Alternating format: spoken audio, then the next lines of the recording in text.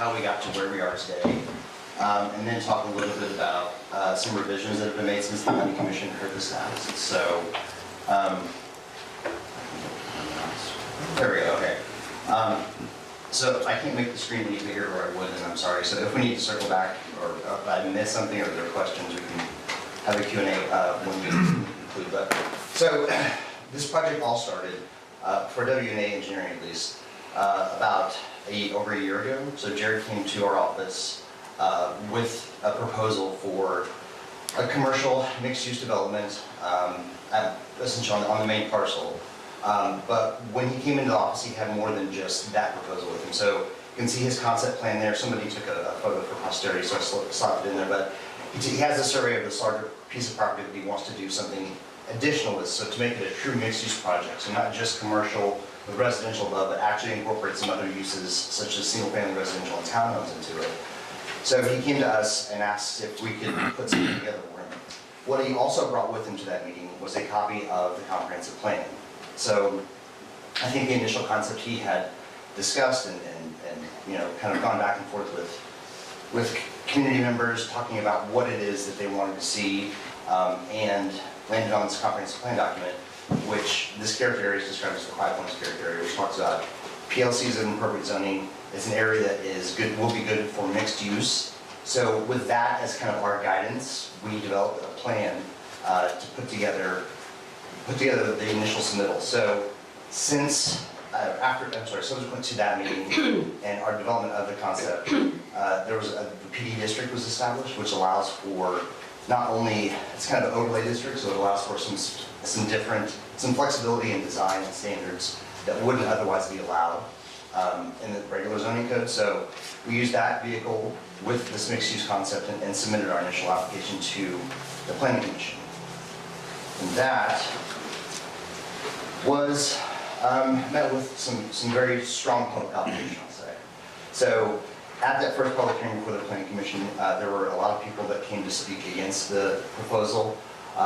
What we heard from the public, or what I took away from that, was that the public was concerned about the growth, that this was going to be too much growth, that it was going to be too fast, and would overwhelm what they thought Winterville was in their mind. That it was too much change too fast, and there was a lot of uncertainty about what the impacts of this development would be, because it is so different. It's such a unique opportunity, and it's something that is different for the city of Winterville. New zoning, new concept, new overall, an overall scheme that they weren't familiar with. I think there was a lot of consternation about what it would be. So after that initial public hearing before the Planning Commission, we heard their concerns and their comments, of which there were three chief ones. So the first one was the street network. The original street network that we proposed was a narrow residential street in the back section where the single-family homes are, with a sidewalk on one side. Still plenty of street trees. We still felt that it was adequate to serve those residential lots. But what we did is, after that initial comment, we went and added a second sidewalk on the second side. So the proposed streets now have sidewalks on both sides, as well as street trees, and an appropriately sized residential travel way through those streets. We also heard some concerns about the overall tree canopy. So I'll get to a graphic here in a second that shows where the tree canopy that we're preserving is, plus what the tree we're going to plant to restore that canopy. But essentially, the tree ordinance in the city says that in this zoning district, in the PLC zoning district, you're required to preserve at least 20% of the canopy that's on site, and then your preserved plus your planted canopy has to equal at least 50%. So the plan that we proposed initially for just this section, so it should also be noted that the larger parcel that the residential section is on actually extends over the city limit line into Athens-Clarke County. But that being said, the proposal that we have here is a 51% preserved canopy. So there are 51% of the trees that currently exist on that site will either be preserved or replanted when it's all said and done. And then the third one, the biggest issue that we heard from Planning Commission was concerns about traffic. So initially, when we submitted, because of the mixed-use nature of the project, we did not submit a traffic impact study with our proposal. And at that first Planning Commission meeting, They tabled our request and asked us to perform one, which we had performed.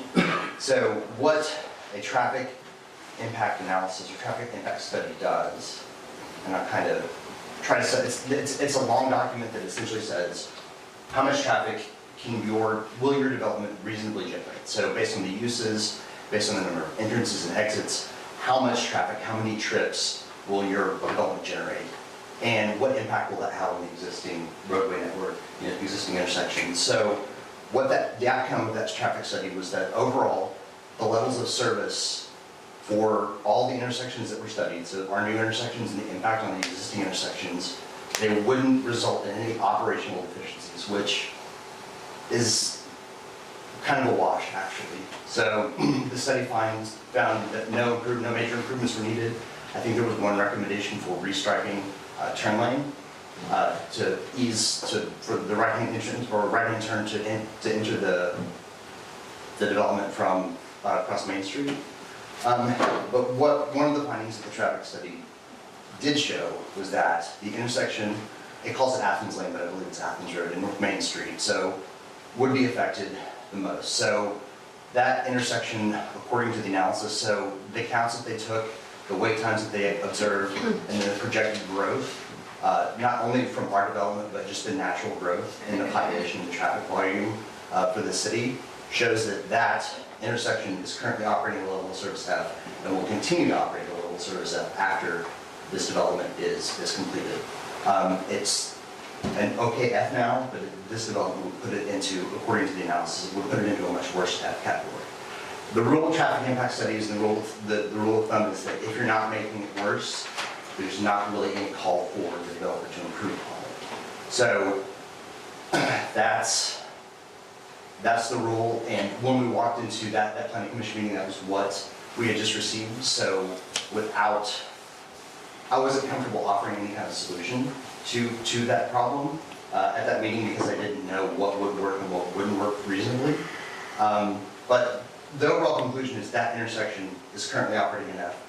Our development would continue that level of service, just make it worse. So as traffic picks up, as more people move through, that intersection is a problem and will continue to be a problem, no matter if there is development there or not. It's going to be a problem intersection.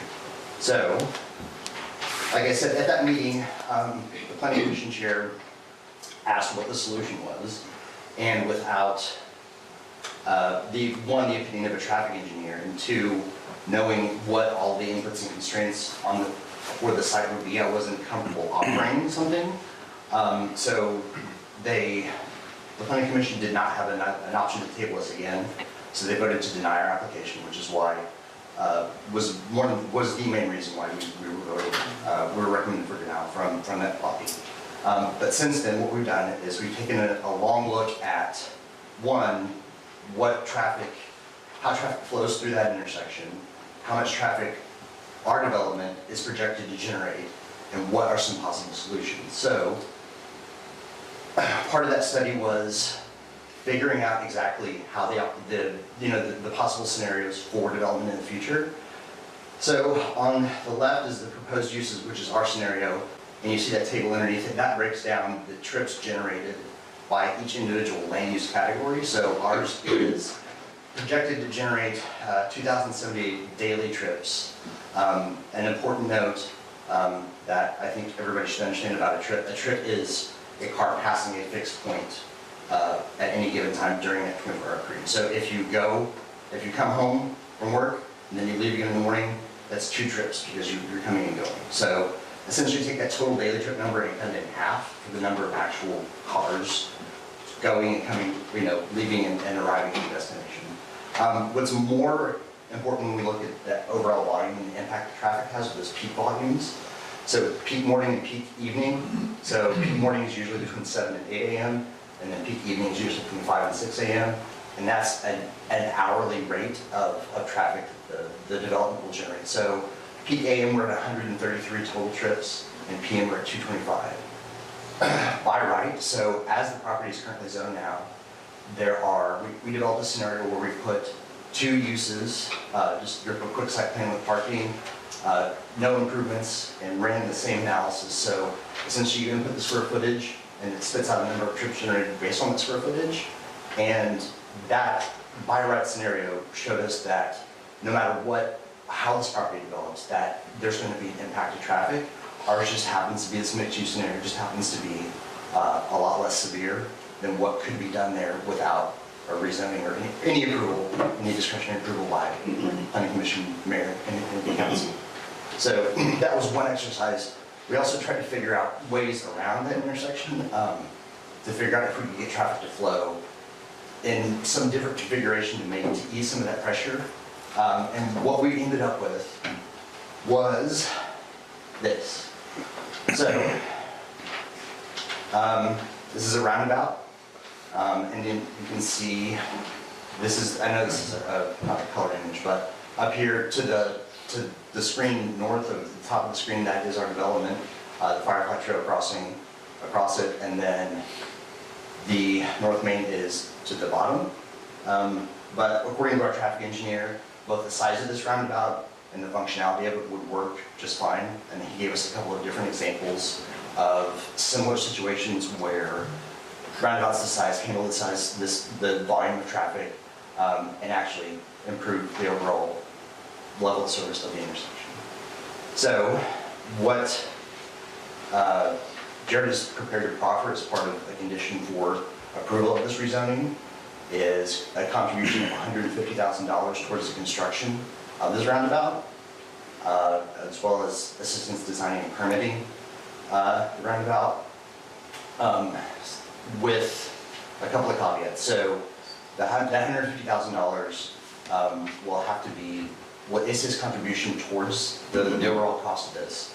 We feel that's proportional to the impact of the overall traffic that will be generated by this development. So within 90 days, the city can secure the balance of funding to construct it, and then the developer will go ahead and start construction on it. If after 90 days the city has not, then that $150,000 will go into an escrow account and be kept by the city for a term of 5 years while they're working out funding for the rest of the roundabout. So that contribution, if it can happen within 90 days, the developer agrees to construct it for the city, but if not, that the city can hold that money for 5 years and wait for the rest of the funding to materialize, and still use that towards the overall cost of the roundabout. So these proper conditions were just drafted by council today, and we will formally submit them to the city for your review with the revised site plan. So, Justin, am I seeing this right, that the only right-of-way impacted, or the only property outside of right-of-way impacted is our city property over there on the left, so southeast, southwest corner? yes. So this does get into the right. There's no right of way other than what the developer's willing to dedicate in order to construct his portion of it. All the other, it fits within the existing right of way. So there's no additional right of way that would need to be acquired Okay, to construct this. That's correct. thank you. So the revised concept that we put together, I see the dark green there is the preserved canopy, and this is just a small portion of it. Like I said, it's a much larger lot. Street trees, another feature, so we reconfigured some of these lots, and that little area that we've all come to call the football, which because it looks like a football, I suppose, to the north of it, those 4 lots will not be buildable lots anymore. Those will be green space. Trees and the sidewalk around them, so that is a benefit. Like I said, mentioned before, there's sidewalks on both sides of the streets now, and then the intersection improvement as well. So, I'll take you through a little bit of the architecture. So these are some 3D renderings that have been done about the actual commercial and residential portion. So there are 4 separate mixed-use buildings. This little yellow one kind of sort of reminds me of the depot here. I think it harkens back to, I think that's what they were going for. But the idea is you have shops down on the ground floor with residences above. Also, I'll mention in the initial submittal, all the buildings except for the little yellow one, building 4 there, were all 3-story. The developer and the architect worked together to get these scaled down to 2 stories. So that's going to reduce the overall number of dwelling units above them. I think by 8 was the last the last count that I got. So there's a little smaller footprint of residential above those, but still it's it's a nice concept, and I think it looks good. There's the proposed architecture for the townhomes and the single family. And then another aspect of this is the mansion flat. So there's 2 buildings, 12 units each. They are 2 stories in the front, 3 in the back, and rear loaded garages. All of these options are new to the city of Winterville. I think they bolster the city's offerings for housing, in that there's a little bit of something for everybody. If you want to live above your business, there's an option for that. If you want a small single family home, there's an option for that. It just adds to the overall inventory and choice in housing. The benefits of this project as we see it, so like I mentioned, improvement of that intersection, which is going to likely need to happen sooner or later. Additional open space, housing choices I mentioned, and overall, we feel like this project aligns, the design of this project, the way it functions and the way it feels, very much aligns with the goals and the policies that are outlined in the plan. A few other things that are not necessarily buried in it, but are offered in this plan. So electric vehicle charging stations, as a policy, I think Jared installs those in each and every one of his new single-family homes. And we're willing to partner with Georgia Power to put EV charging stations in that commercial area, so that's ready to go when it's open.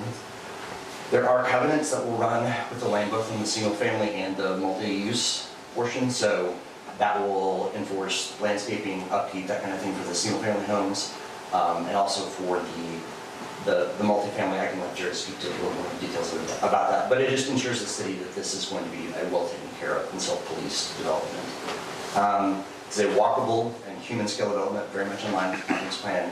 Not 3 stories like we heard previously, but 2 stories. I think it fits well. I think it's a good design, and it has the potential to be a catalytic project for the city. So with this development, if it's approved and built, I think it will be a benefit for the city. It will redevelop that area, and it will go towards. Move the city towards and bringing about the vision that they outlined in the plans. So there's a screenshot of the updated plan you see. We reconfigured these buildings here and moved them around to accommodate the roundabout. Green space here, and then single family, these are townhomes, mansion flats, and then the mixed use. There's project data here, which I know you can't read, but it gives a little bit of a breakdown building by building and the overall lot coverage, that kind of thing. So I'll be happy to answer any questions you have at the appropriate time, but until then, I'm happy to turn it over to Mr. York. Justin, how many total residences are there now? Single family? Well, total residential space. So you can break it up by Yeah, parcels. so there are 59 single family. And 59 single family on the left. Yeah, and I'll have to double check the total number of multifamily, but There's 24 of the flats, right, the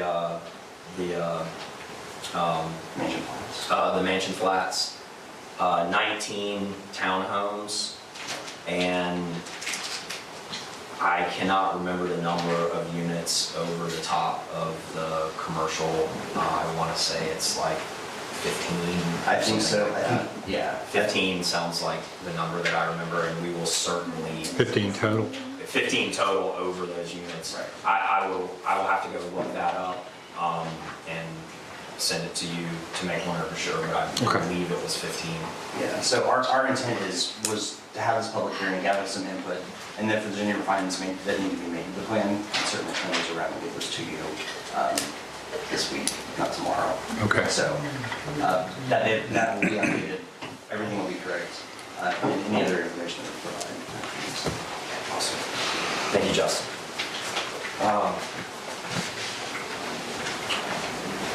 Thank you all for being here and the opportunity to speak today. In my interaction with Winterville over the past 8 or 9 years, I think what I've come to understand, and understood this really early on about Winterville, is that the relationships and the people here are what makes this community special. Um, I'm here today because I had an opportunity several years ago to build in Winterville Station.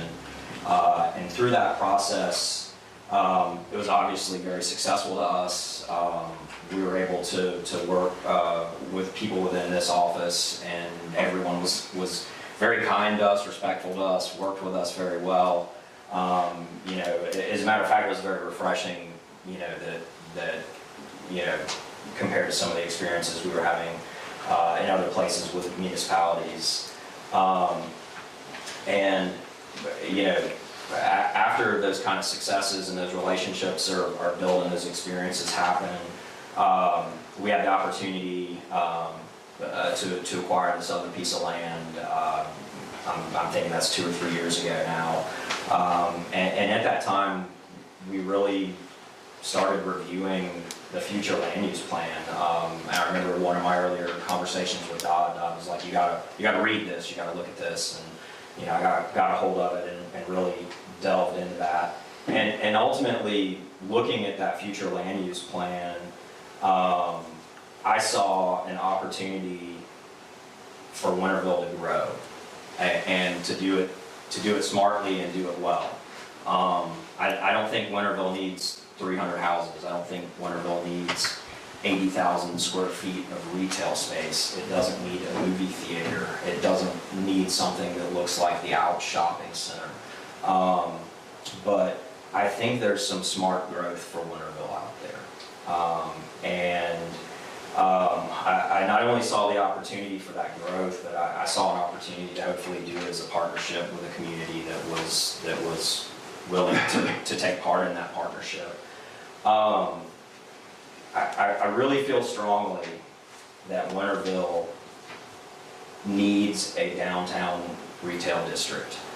And I think you guys do too. Your future land use plan talks about it, and I've heard many members of the communities talk about that. You know, we'd love to have a restaurant to go have dinner at. We'd love to have a coffee shop, maybe a bike shop, a place to sit outside and have a coffee. Justin mentioned earlier, you know, there's all these forces happening out there right now with cars changing from gasoline to electric. Winterville needs its first place with fast chargers to go up. People are going to start having these cars. Winterville really needs a different mix of housing.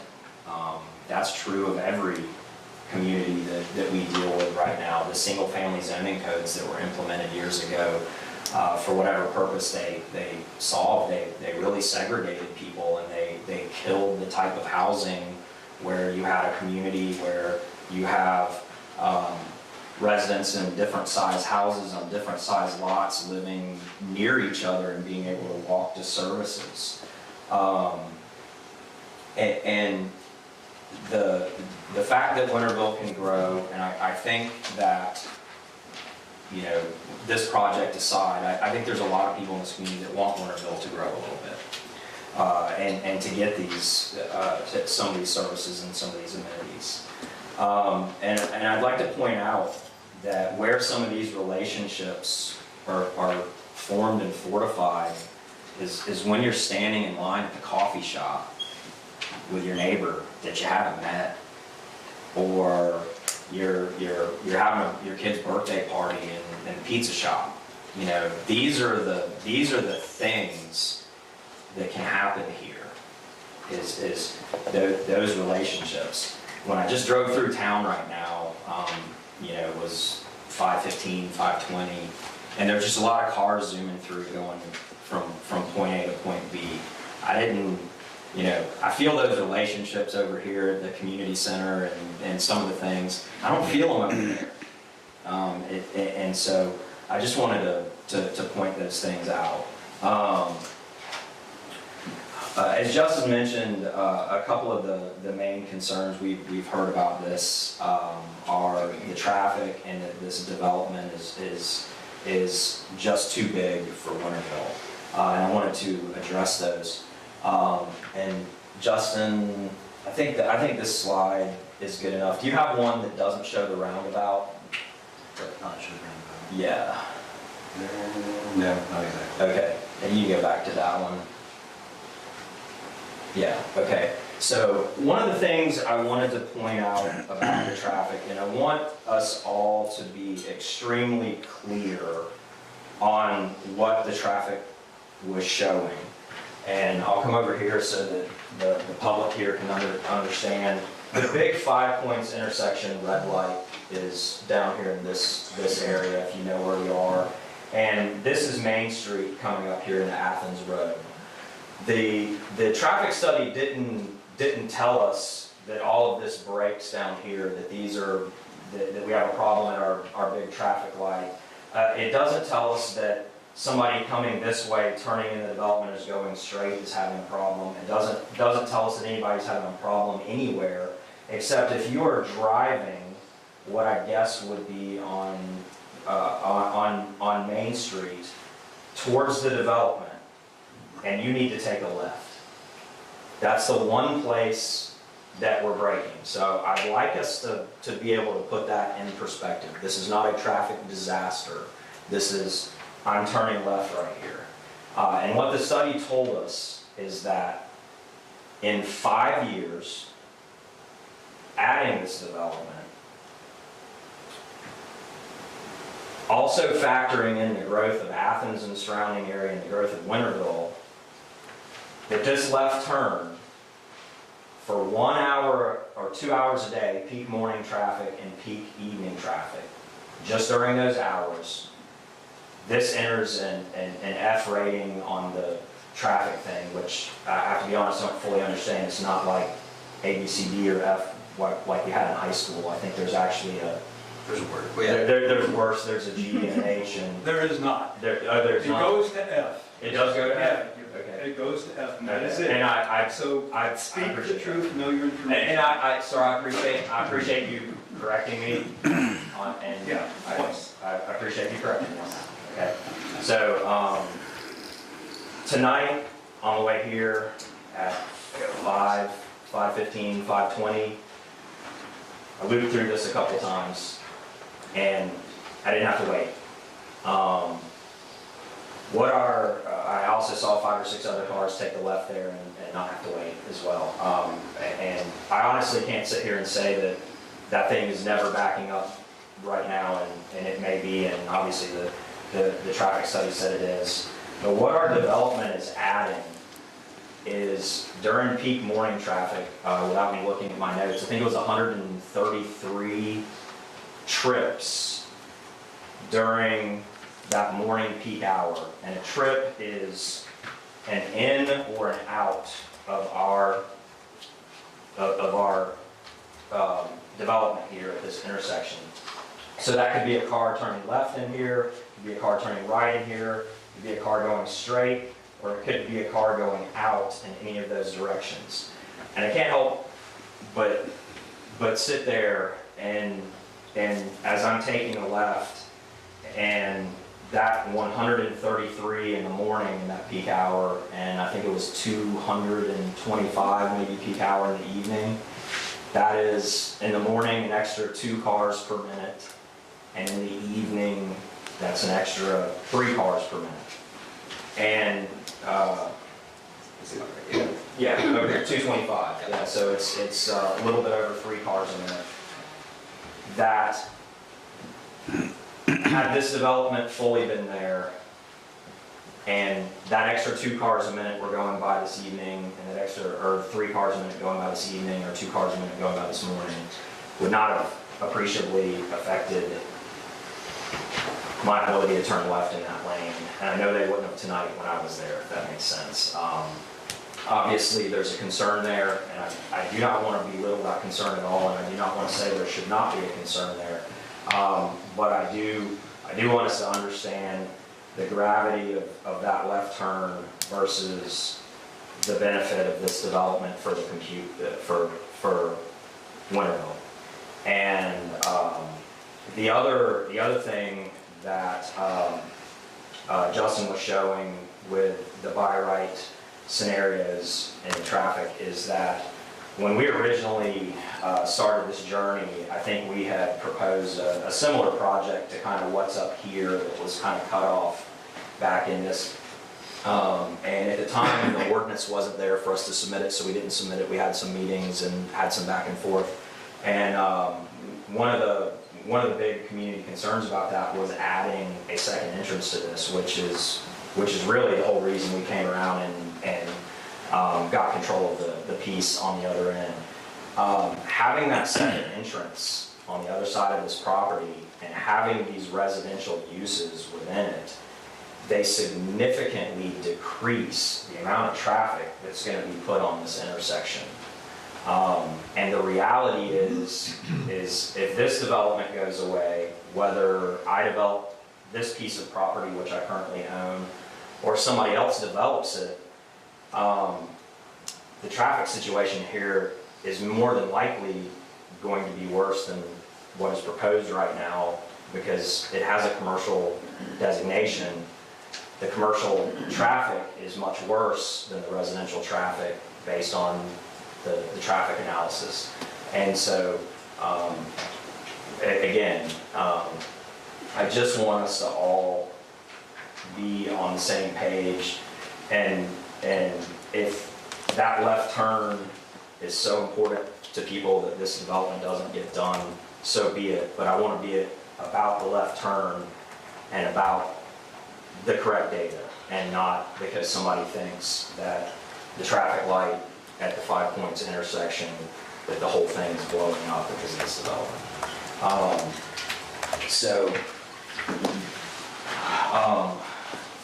I also wanted to kind of address the two big concern.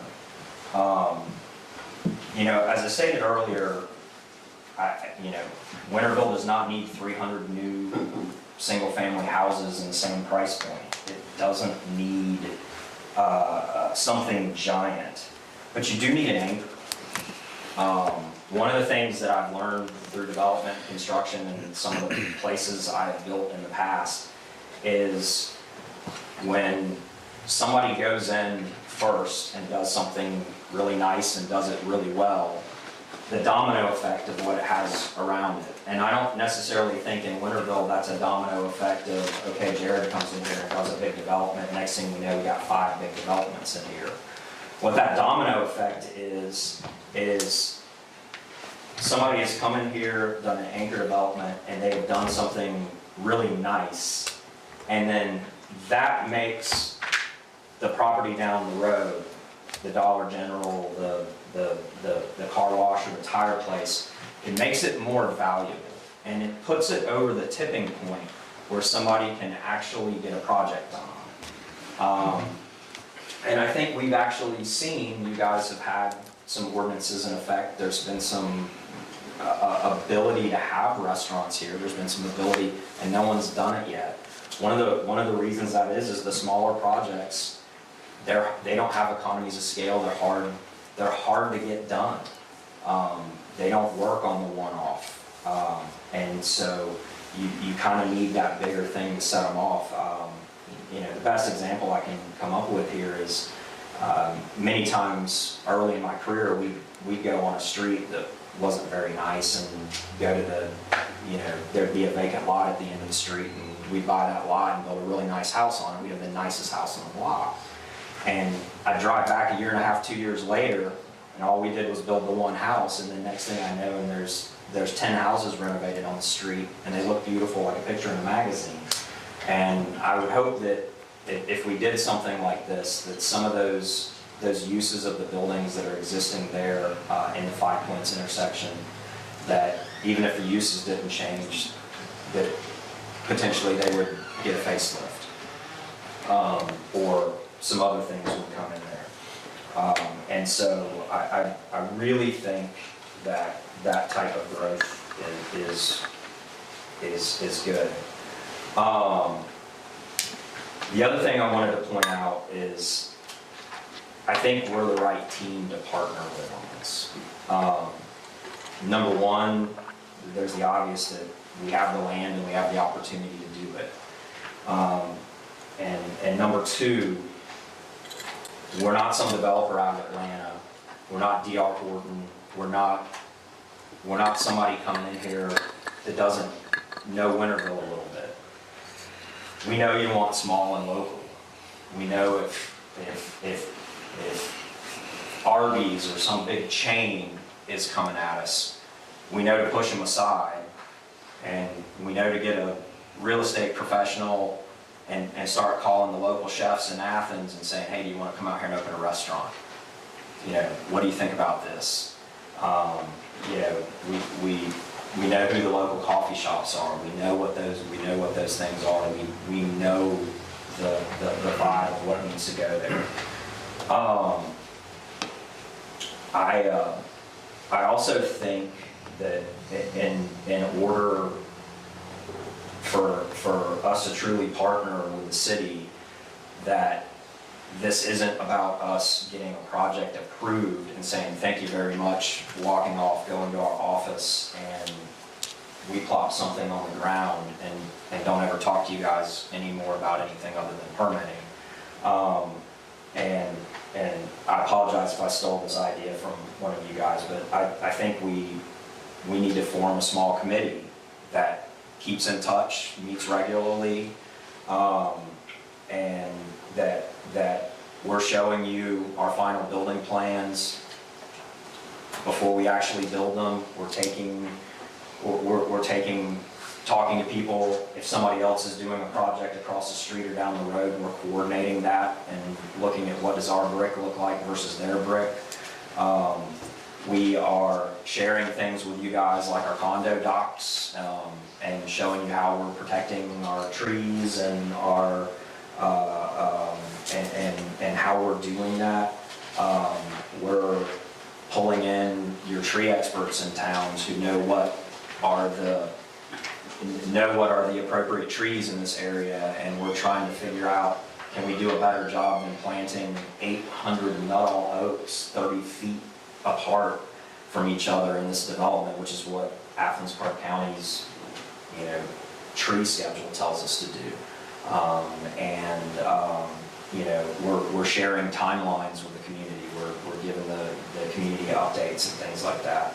I think we would be willing to do that and very excited to do that to continue working with the community. And to just wrap this up, if we're going to get this project done, we have to work together in order to do that. And we would be excited to be able to do that with yourselves and with the community. And on the last item, just as a timeline thing, I've spoken to a few of you guys about this. The portion of the land, the residential land, has been in a contract diligence state for 15 to 16 months at this point, which is unusually long. And anything we can do to, I know there's constraints on everybody's side and things like that, but anything we can do to get to a vote so that we can hear one way or the other as quickly as possible would be appreciated. And again, I know I was a little long-winded tonight, but thank you so much for giving me this opportunity, for listening to me. I'm certainly here to answer any questions or concerns that you guys may have. Thank you so much. Thank you both. Thank y'all. Maybe we'll get to the public hearing, and then if anybody has any questions, anybody on council has any questions, y'all can hang out for a minute. Thank you for the proposal presentation. So signed up to speak tonight, Lynette, if you would. Come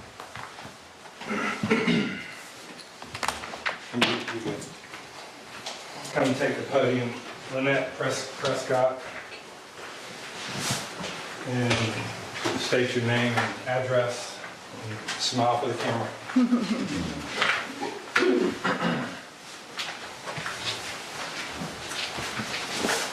Mayor and council members, Lynette Prescott, I live at 115 Sagewood Drive in Winterville.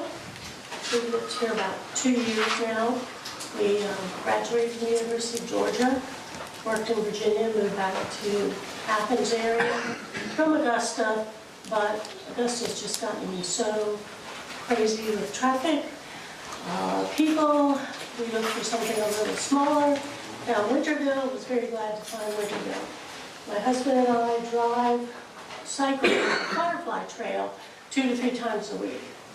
So we first saw that there was a rezoning when we were cycling. We saw a big sign, went over there, read it, thought, well, we'll come to the meetings because we know growth is coming. We know that residential areas are coming, commercial, it needs to. It's just, you can't just work in a vacuum. So we came out here, and before we came out here to some of the meetings, I looked up some of the information about subdivisions because I didn't know what the picture looked like. I didn't know how many houses there were going to be. And I found a major and a minor subdivision format with houses built on crawl spaces and with garages with the doors facing to the side, not to the front. So when we came here and we found the plats and the design and everything, we understand now that it's not a major subdivision or a minor, it's got a different name, and I do not remember what the name was. But that allows them to build houses with just a side yard of 7.5 feet, a slab construction, garage doors facing the street, which, as people know, they have friends come over, they're going to be parking in the road, not just simply going into the driveway or parking in the garage. We've seen it over and over in other subdivisions. It's going to happen. There's no changing it, and that's fine, you know. One of my main concerns when we first saw it, because we have seen other places that have been rezoned, was the concern was those beautiful big trees are going to be clear cut. They're going to put something in there and then plant these little trees that I'll never see them reach the canopy of what they are now. So that was a concern for us that we were. The other thing with the really small yards, we have pets. Everybody has pets.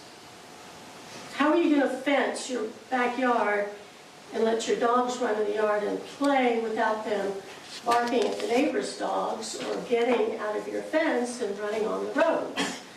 So that was a concern for me with the density of the subdivision. Of course, many people have concerns about the stress it's going to put on So our 3 fire minutes? department. My time up? It's 3 minutes, yes. Okay. Thank you for your Thank comments. you. Thank you. And I should have told you before, but I didn't want to interrupt you while you were going. I appreciate your comments. No problem. Brian Binder, Dr. Binder. 3 minutes. Mayor and Council, Brian Binder, 223 South Church Street in Winterville. I've been a Winterville resident for about 27 years, raised my son here. It's hard to keep the public's interest over an extended period of time, and I think developers depend on that to some extent, so I really just wanted to say that we're still here, we're still watching, and I don't imagine a lot of current residents are in favor of this development. I have to say that, regardless of how it's framed, this development will result in something like a 20 or 25% increase in the population of Winterville. So it is a huge, huge deal in terms of changing the face of Winterville. Regarding traffic, which has been a big deal, again, I have to say that anyone who lives here knows that intersection is very bad by Winterville standards. So to say that you've come in tonight and not had a problem, it's a little bit insulting. Furthermore, that left off of Main Street, that's the only way people turn off of Main Street. I mean, that is what people are doing. They're going to Athens. So to say that it's only people who have to make that left turn, again, is a little bit insulting. And as I expressed before, the trees, I understand that the developer will hew to the tree ordinance. But nevertheless, the tree ordinance allows the developer to destroy 80% of the mature trees in that tract. And then replant little trees, as was just said, to have a ultimately 50% canopy after those trees mature. And so, I think we need to be cognizant of the fact that a smaller development that didn't have all those houses in the back would not represent such a dramatic growth for Winterville. It's hard to believe that it wouldn't reduce traffic, even though those back of the envelope calculations suggest that it would, and would also save a lot of trees. Thank you. Thank you. Thank you for your comments. Sam Alvarez?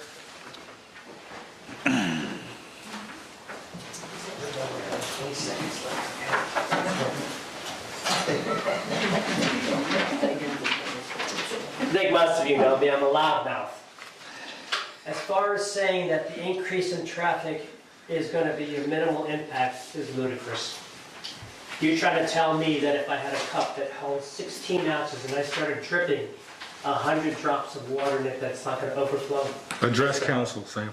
Huh? Council. Talk to us. That it's not going to overflow? Ridiculous. There's another intersect. First of all, your traffic circle only showed 4 roads coming into there. There are 5 roads coming into that area. The school is another area that backs up. Some of you may have noticed that at certain times of the day, people turning into the school to pick up their children, the traffic backs up there. So now you're saying that another 100+ units, most of probably will, or a good number of them will have children.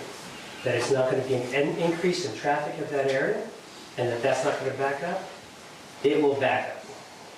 The road maintenance will be considerably overburdened. As far as meeting people, coffee shops and stuff, we have the Marigold Cafe, or the little restaurant there where people can go get coffee. People meet in this town, they don't need a coffee shop to meet. I don't drink coffee. I know a lot of people here, and it's not over a cup of coffee. So that was absurd to me. We have functions like the Marigold Festival, we have other things that occur in this town where people meet people. So that's a moot point. As far as what Winterville offers, I moved here approximately 26, 27 years ago. I liked what Winterville offered. A peaceful, quiet neighborhood. Let's face it, if everybody in this room was talking, it's not going to be quiet. You're talking about adding approximately 100 more units. That's approximately 150 more cars, because not every one of those units is going to have one car. And true, some of them might not have a car at all. But pretty much, you're going to have another 150 cars on the road. We currently have ordinances on the books to control this kind of growth. And I'm going to tell you all a word that most of you know. The word is obtuse. To define it simply, it means slow to comprehend. I think this town has now, how many meetings of this? Let you know we don't want this. Don't be obtuse. Randall Johnson? I'll pass. I'll pass. You sure? Points have been made.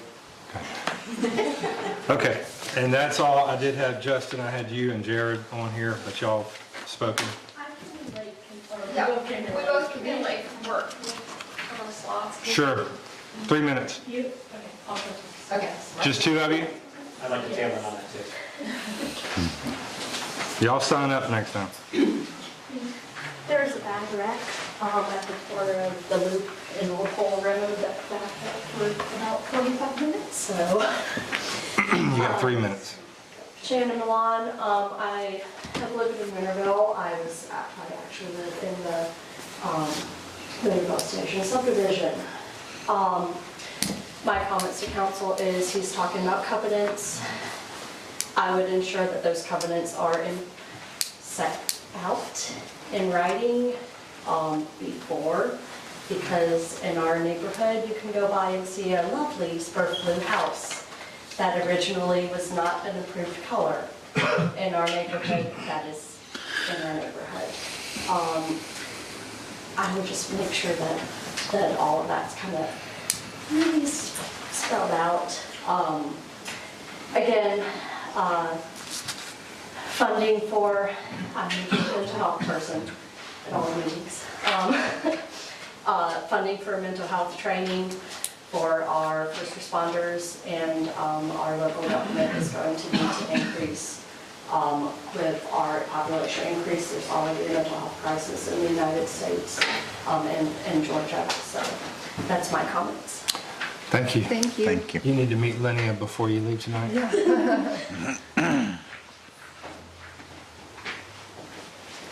Thanks for letting me jump in. There was a big wreck and traffic was like 40 minutes to get to work tonight. I really appreciate all the time that you all have devoted to this issue. It's obviously running pretty hot with our feelings about it. I just wanted to comment that we have a committee in Winterville that decides what's appropriate and what's not. It's zoning and planning. They said no unanimously. So I hope that everyone will take that committee's recommendation very seriously. Thank you. Thank you. Jonathan?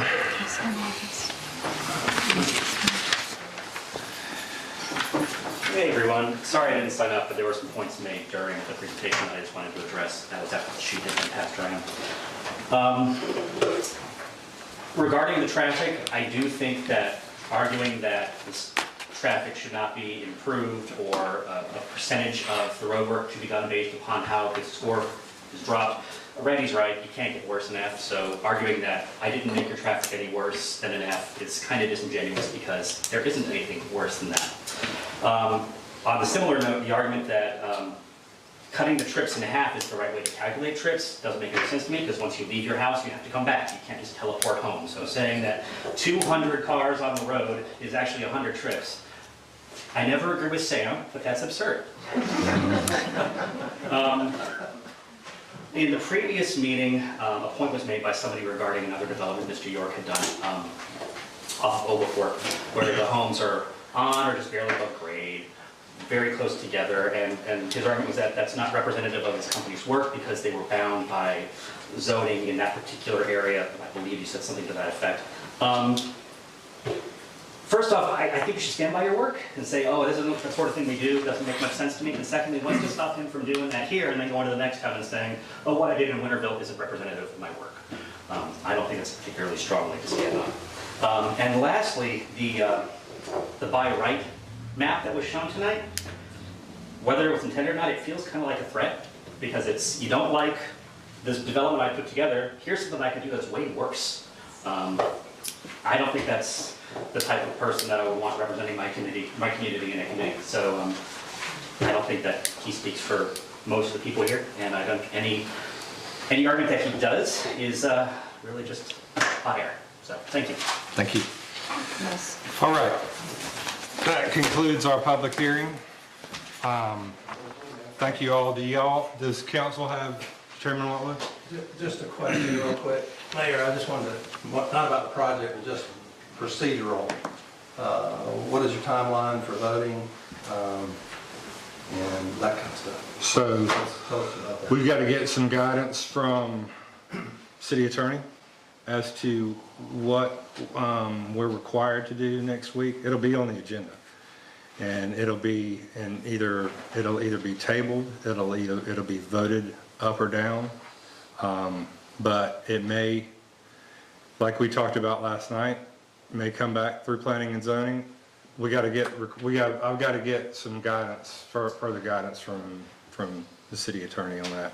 Yeah, because I don't. I read through it pretty carefully this afternoon, and pretty well. It states that on a project, planning and zoning looks at it, votes on it, then you look at it, vote on it, and you either got to approve it, deny it, approve it with conditions, but you can't send it back. If they're going to do that, they got to wait 6 months and then reapply for rezoning and do the whole thing over. I'm gonna get that confirmed by the city attorney. Okay. To dot the i's and cross the t's. And we'll know more tomorrow, but you know, I can't imagine, and if y'all have any questions or want to add any comments, It may very well be, like I said, voted on up or down next week. So that's why there's a table voted up or down. Yeah, that makes sense to me, because otherwise it could just continually be tabled, and we just play the circle. But we've also got to look at the timeline and what was the official request and all that stuff. So I don't know for sure how to answer you on that. I can give you the what could happen, the options for us. So that's basically where it sits. Anybody have any questions? Any comments? I have a few questions. Okay. Justin, you'd mentioned, I believe, $125,000 towards the roundabout. What is your, Sorry, I think 150. 150,000? What does your office estimate the cost of the roundabout at for the city? So, I don't know. I don't know what the final cost is going to be. It's going to depend on a lot of different factors. I think we were more concerned with figuring out the overall design and whether it would work or not. But, yeah, I don't know, and I'm not ready to actually answer with a hard and fast number. Could you find that out? I can ask. I'm An not sure if estimate? I'm going to get an answer, but yeah, let me see what I can find out for sure. Okay. What else? In the general timeline, if there was a decision to move forward, what would you guys be looking at? As far as? The development of this, would it be you guys clear cut in a month? Do you do a section at a time? What's the? It would probably take 6 to 9 months of engineering work, because this is approval of a concept. We would then have to do a bunch of engineering work to design where the pipes lay, what their fall is, things like that. And then those things would have to go through plans review with Athens Clarke County. So that would be in best case scenario, 7 or 8 months, more likely close to a year's time period before we could finish that work and be able to come back here to your municipality and actually obtain a permit. Right. So we would probably be, if somebody approved us on this tomorrow, we would probably be this time next year before we could even break ground. We would have to put the road infrastructure in first, because the development doesn't work without having the road go all the way back through. So that would take several months to get the road in, get the infrastructure in. So we're talking a year and a half in best case scenario before we're going vertical on any building out there. And then from that point, this is a 2 to 3 year project type. So that's under construction. I would say a year from being able to break ground, and we're under construction for 2 to 4 years. The commercial would all be done at one big time up front, and then we'd probably pick a starting point with a residential and start building back in one direction or one direction out. Got it. That makes sense. Yes, it does. Thank you. Also, you mentioned the formation potentially of a committee to work with you. Yeah. Would your company be comfortable contractually being bound to working with this group and the agreement that they come to? I think I don't mind being contractually bound to forming the committee, having a schedule, showing up, discussing things. I think at the end of the day, we would have to be able to make our decisions. So if the committee asked us to, plant trees that were $15,000 per tree that we had to source from some crazy thing, that we would have an ability to do what we had to do. But I would not be afraid at all to put the formation of the committee, the meeting, and the goals of the committee on a piece of paper as part of the narrative of the subdivision, yes. Okay, thank you. That's all I had. Okay. Anybody else? I just have one question to the city council and the developer. After the meeting. Thank you for your comments, everybody. Thank you for the presentation. And you can probably get them before they go, if they don't come to the rest of the meeting. And then you can certainly get us after the meeting. we'll be here. That'll close out the public hearing and the first agenda item. So thank you all. Thanks, everybody. We'll get our Thank you. marching orders from the city attorney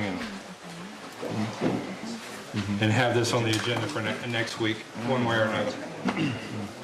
Okay. We have a guest who's been super patient. Yes. And y'all should stick around and welcome our guest with your wonderful community spirit. Hold on, sorry to interrupt, before you get started. Can y'all shut the doors, or if you're wanting to chat, head out the doors, because we have a speaker coming on. Thank you. So Lenny Ayano is the new executive director of the Cottage, and we had lunch today. We had a very nice lunch, and I've asked her just to take a few minutes to introduce herself, let the community know she's here, and I want to let the community know that we're here for her, and we'll be working together to offer support to the Cottage. We've got a great little building down there with a stage for productions that they want to put on to raise money for their endeavor. So we'll be working with them. So I'll turn it over to you and to meet council. So thank you for being here. Thank you for having me. My name is Lydia Llanos. I am the executive director at the Cottage Sexual Assault Center and Children's Advocacy Center located in Athens. And so just to share a little bit about what we do at the Cottage, for those who maybe aren't familiar, we are a local nonprofit. All of our services are free and confidential, and so we are a dual center, so we serve children and adults. So we serve children who've experienced any kind of abuse, so that could be sexual abuse, physical abuse, witnessing domestic violence, neglect, any of those things. And we do help, we have advocates available 24/7 to help work with children and their families as they're navigating these situations. Child abuse is a mandated reporting situation, so we have staff who actually helps with the investigation process and helping to do interviews with children to support them. We provide free counseling services, groups, and any other needs that might come up for the child, the family members, the siblings, anybody involved. For our adult side, we serve anyone who's experienced sexual violence at any point in their life. So they could be an adult who had childhood experiences and or have had adulthood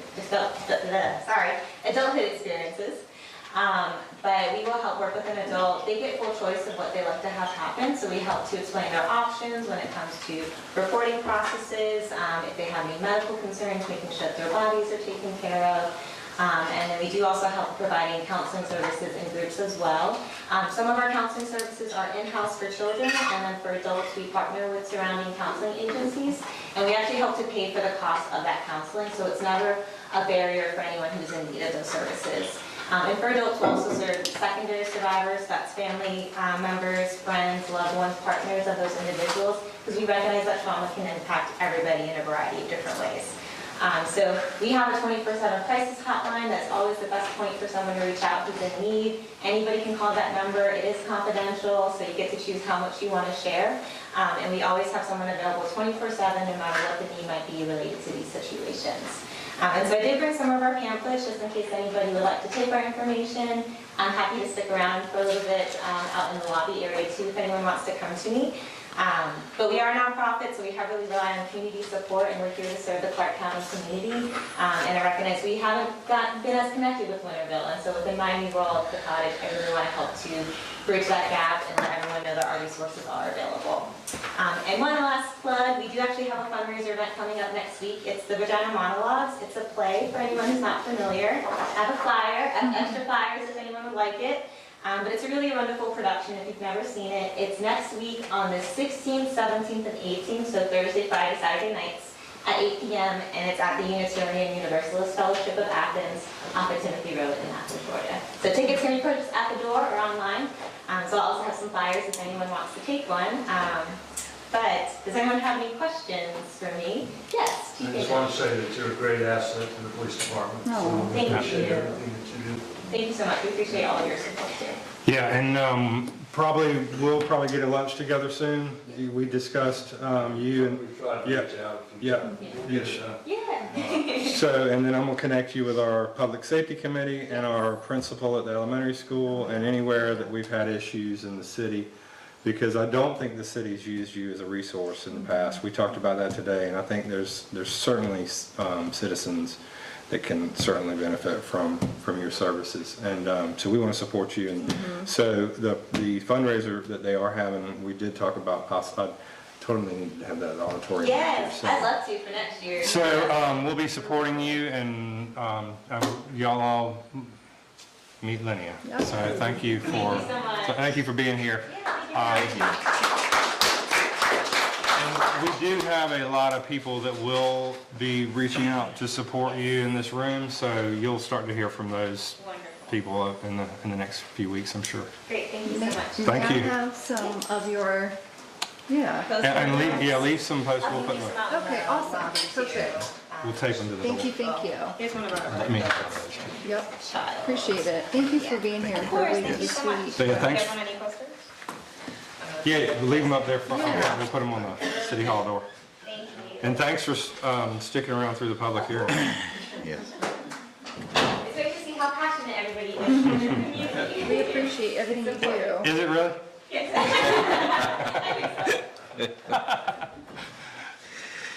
Thank you. Okay, unfinished business. So we've got another lot combination rezone. The garage on the corner, that project has come back as recently as today and yesterday. So we will have it on the March agenda. It was approved by Planning and Zoning for a lot combination and rezone. We've got, we'll have a presentation before us and the public hearing and a presentation in March, just as we had already scheduled, but we were able to keep it on the schedule now that it will be a reality. So the plan will be a little bit different, but not substantially different enough where any footprint is changing to have to go back through the process with Planning and Zoning. And I presented it to Planning and Zoning last night, or told them about it. And I'll keep them updated as we get any more renderings or design changes. Any questions? And basically, the way it sounds, and I think everybody in the city's seen it and was excited about it, the red brick garage being renovated. The rooftop restaurant will not be a part of that design because it's just cost prohibitive. And to the points that were made today, to be able to have a business owner sustain a lease payment and have a successful business in our city, we can't have a rooftop restaurant. Nobody can build one, right? Because we don't have the engine to support that. Great idea, and everybody in the city loved it, but we can't support it, right? So they've got to build something that a business owner in the city can afford and move into. So that takes the rooftop restaurant off the top. And basically, it doesn't change after that, I don't think. Maybe slightly. Any questions? Nope. We're going to move through this Yeah. quickly. Unfinished business, P&Z salaries, we're going to discuss this at retreat. Okay. Is that good? Yeah. I'm moving things to retreat. Budget amendment, Keith will be here next month. He's going to perform our audit. Hopefully, Wendy and I talked about that today. He's going to perform our audit hopefully in February. And at that point, we might be able to take a look at the audit with him present, and he can walk us through amending the 2022 budget.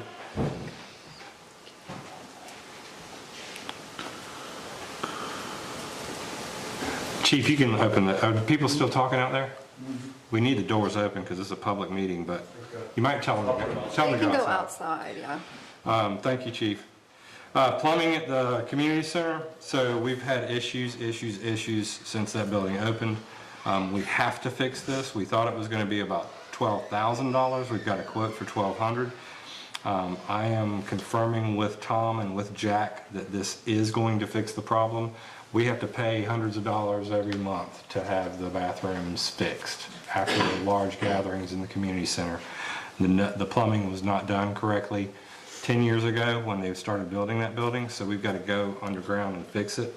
And when we went under to look at it, we discovered some other problems that we're going to have to put on the agenda for next month. So, and that would be mold remediation and some of the underneath the flooring. So, not bad. We've got to get to it before it does get bad. So. Question, that'll be, I'm sorry, go ahead. No, and so we'll vote on this That was my question. next week. Is Tom here? Yeah. Yep. Tom? Yeah. Anything else to add there? No. Okay. Wi-Fi at the auditorium, I'm waiting on a quote from Jack, but with the recent sold-out concerts that we've had at the auditorium, we've had some big time issues with ticketing up front because of the spotty Wi-Fi that we had installed there. So we need to run.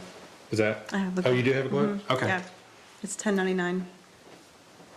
Perfect. All right, we're gonna vote next week on that to get that fixed. Because we need to get that fixed sooner Yeah, than, it'll be updating it to a mesh system that'll service the whole building. great. Yeah, we need that. Okay. Decommissioned police car, we're getting rid of, we're gonna vote next week, to sell to a local municipality for the sum of $2,500 to make that official. B&B ordinance taxes, we can retreat this. let's do that. But we're close because of your work. You're laughing. We're not Oh, close? no, you got everything I have. Yeah, we're close. We're close. We just need to, close. we need to create the language at the retreat, which shouldn't take long, and I then don't think decide so. We're real on close. taxes. And we can look at what they've been collecting over the last year or two, and then work with the city attorney to put the language in there to collect taxes on the B&Bs. Once we change the ordinance to allow for some flexibility there.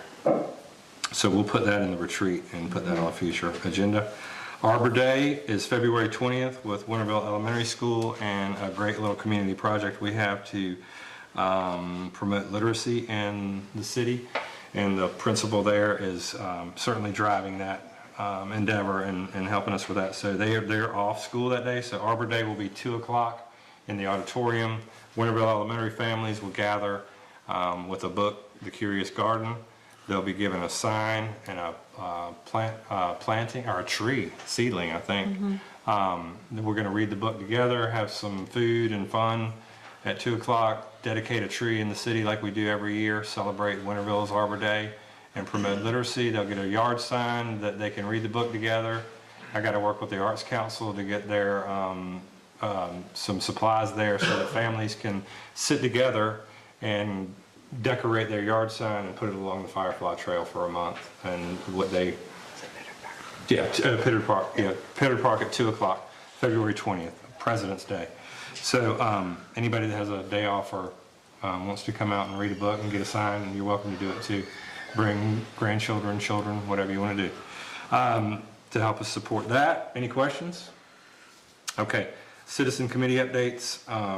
T-Splosh, Citizens Advisory Committee, Firefly Trail, I don't think, do we have any? Other than the name has changed, we're Yes, no sir. longer Firefly Trail Local Action Committee. Friends. It's called the Friends of the Winterville Firefly Trail, and we do have some possibly exciting projects coming up that, and we're always looking for new members in the Right. organization. As are all committees, so anybody wanting to Agreed. serve on committees, please fill out an application with Wendy here at City Hall. We have them available for you before you leave tonight. Regional Commission update, a comprehensive plan, so we're on schedule. I went over some of the short-term, long-term work program pieces in the update today with the Regional Commission. We're going to get a draft in the next 2 weeks that you will all see. We'll have a public hearing, let the public comment on what they see in the comprehensive plan. I think you're gonna like what you see. It's even, so we went a long way last time in stripping it down and making it user-friendly and more of a coffee table booklet rather than a stick it on the file cabinet in City Hall and never look at it again. So it's way more user-friendly, and this update has become even more user-friendly. So make sure you're looking at that comprehensive plan, citizens, when you get it, because it's the blueprint that we follow. You heard the developers and the engineers in the room tonight talk about following that comprehensive plan. That's a plan that the citizens of Winterville 5 years ago got in a room 45 strong over several months period of time that I sat in with them and developed that plan.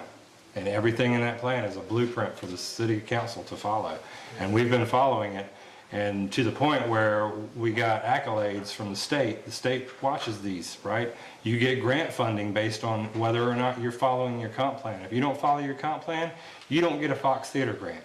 You're not following your comp plan, you don't get a blacksmith shop grant. You're not getting money. You're not getting money for police officers. You're not getting money you need as a small city to survive if you don't follow your comp plan.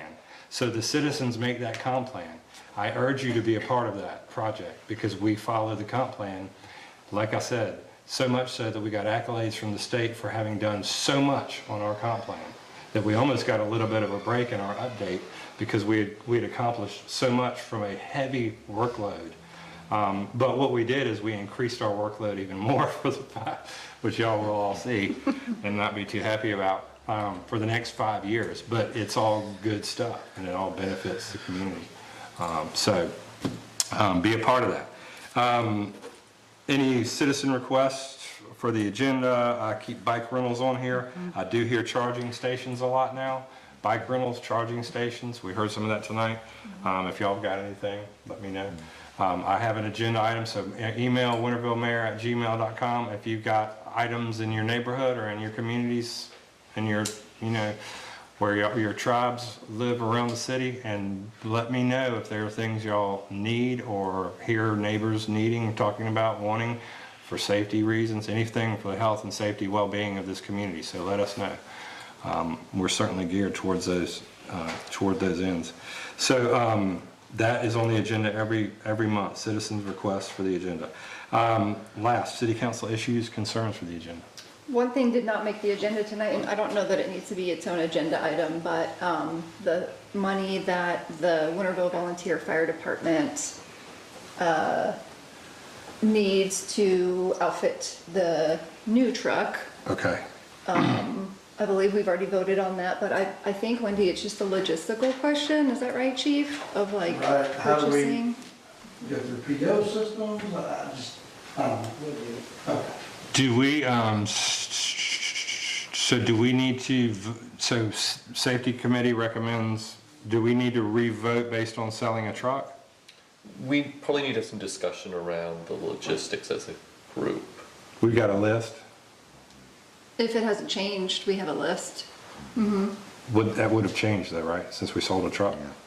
And the vote was on, specifically said that we would use that 30,000, what the exact amount was, towards supplies from the sale. So we have already voted to actually use that Yeah, money we've from the already sale. approved Okay, okay. So there's nothing that we're, as safety committee, we just need to discuss the logistics of getting it ordered and what to order. Yeah, Yeah. exactly. We just want to make sure we do it the right way. Yep. Okay, Wendy, can you help us with that? Okay. okay, anything else? I do have a quick question, because we have a couple of business occupancy tax applications. Yep. And these, I guess, are just home-based businesses that are not doing any retail sales. Is that correct, Wendy? That's correct. Okay, thank you. That's all. And they'll be on the agenda next week to vote. Thank you. Sorry I left them off the workshop agenda. I did have- But they were recommended by P&Z. Couple things for the citizen requests, if we want to add on 10K or race route application for next week. So Or retreat. Okay. That's a good, But if you want to add it to the citizen requests, and then also, do you know why the business applications, or maybe Wendy can answer this, why these are different looking forms? He got another form. Got it. Cool. He also paid the whole price too. Yeah. Explains a lot. He knows that too, okay. that explains that. Yeah. Okay, I've got an addition. Since we built this shed for the museum, Doctor's Museum, it required an upgrade in the Doctor's Museum proper.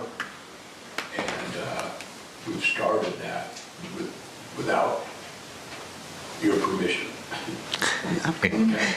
so what exactly was it? Is that the new electrical housing on the side? Yeah. Pardon? Is that about the new electrical housing on the side? Yeah, it required that we Yeah. upgrade that. Yeah. And so I need some funding for that. Okay, well, just get with me and I'll put it next week. And I don't know if anybody's ridden by the auditorium this week, but A few times. I said to myself last night that we have the best public works department in the United States of America, hands He likes to hear about it too. hands down. I know, he's just, he doesn't like when I call him out. But I'm gonna do it. There's a deck going up on the side, and it's been this beautiful spring-like weather, so I've just been spending more time going down watching them build this deck. 20 by 20 deck is going on the auditorium right now, so if you get a chance, ride by and see it in progress.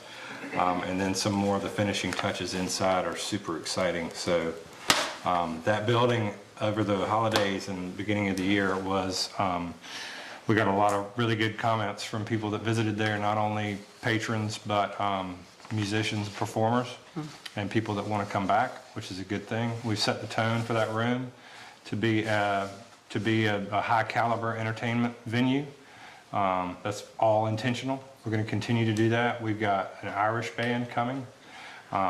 Tieda, I don't know how you pronounce their name. I don't know. You ask their manager tomorrow. I think that's right. And they are coming over from Ireland to play the, obviously during the St. Patrick's Day celebrations. They'll be touring the country and then coming here before they go to my hometown of Savannah, Georgia for 3 nights in the Savannah Music Festival. But they'll be here April 6th, and they're also going to be coming back November 27th to perform their Irish Christmas, somebody's birthday. cool. An Irish Christmas, which is really going to be a special production. They're really great. And then this weekend we have Abbey Road Live for their Valentine's Day matinee for kids at 4. I 4. think. And then the concert's at 8. 8. So get your tickets to all those events. Support the auditorium. Enjoy your building. You own it. Go enjoy it. And that concludes our workshop.